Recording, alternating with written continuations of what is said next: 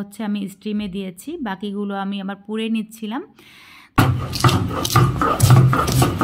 ঘরে থাকা কিছু উপকরণ দিয়ে বানিয়ে ফেলুন স্বাস্থ্যসম্মত চিকেন মোমো। দেখতেই পাচ্ছেন, প্রথমে আমি চিকেনগুলো কিমা করে নিলাম, তারপরে কিছু পেঁয়াজ আমি ছোট ছোট করে কিউব কিউব করে কেটে নিলাম, তারপরে হচ্ছে 3 থেকে 4টা কাঁচামরিচ আমি বেটে নিলাম। যেহেতু শীতের মধ্যে চিকেন মোমো একটু স্পাইসি হবে, সেজন্য আমি একটু 3 থেকে 4টা কাঁচামরিচ বেটে নিয়েছি।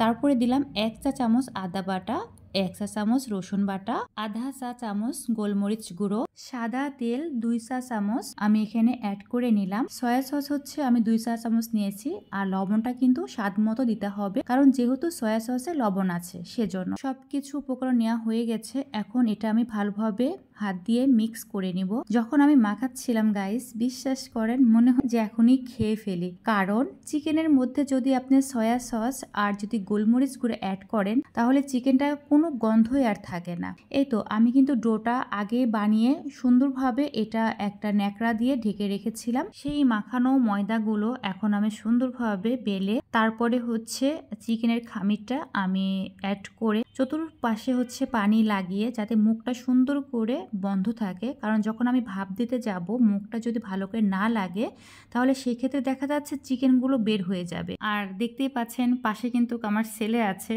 ওকে নেওয়া যাচ্ছে না, এটা সেলফি ক্যামেরা দিয়ে কিছু ভিডিও নিচ্ছিলাম। আর এই তো মুখটা মারা হয়ে যাচ্ছে, সাথে সাথে কিন্তু আমার ছেলেও একটা বানাচ্ছে। আর এই তো রেডি করা, আর কিছু মোমো আগে রেডি করে নিয়েছিলাম, সেটা আমি স্টিমে দিয়েছি, বাকিগুলো আমি আবার পুড়ে নিচ্ছিলাম।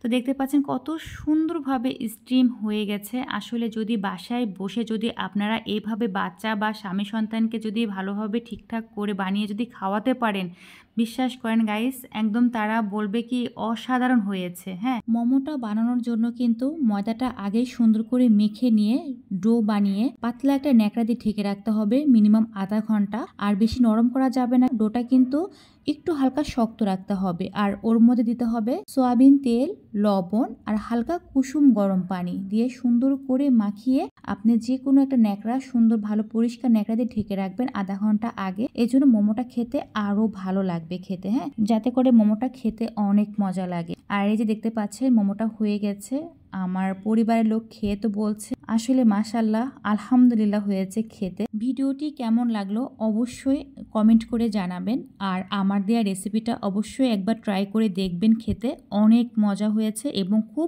অল্প উপকরণে কিন্তু এটা তৈরি করা হয়েছে। তো বন্ধুরা, ভিডিওটি কেমন লাগলো অবশ্যই কমেন্ট বক্সে একটা করে কমেন্ট করে যাবেন, এবং সবাই ভালো থাকবেন। আজকের মতো বিদায় নিচ্ছি আমি সিয়া, সবাইকে আল্লাহ হাফেজ।